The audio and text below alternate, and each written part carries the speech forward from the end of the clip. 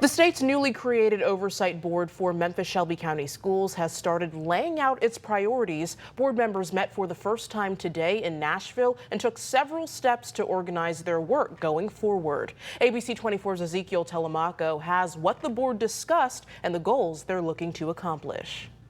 Today's meeting was primarily focused on organization and structure. The board's next steps will include developing its oversight plan, establishing committees, and more importantly, determining what resources will be needed to support its work. I think the work of this oversight board, together with the rest of leadership in Memphis, is an important piece of it becoming better than it ever has been before.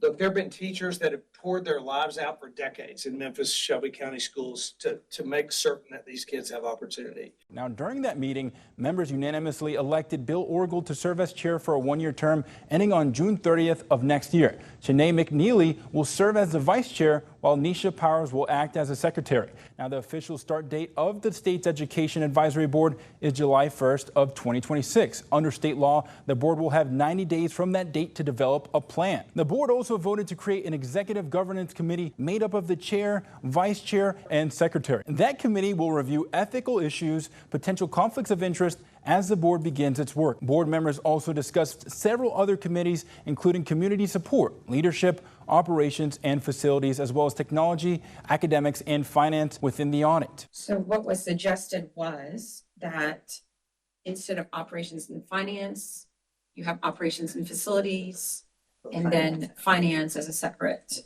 Comptroller Jason Mumpower also gave members a look at the statistics surrounding the district. 10% of the student population attends MSCS, and Mumpower outlined how his office and the board more specifically will work together to better serve the district. What I can say is you do have some state funding available. Okay.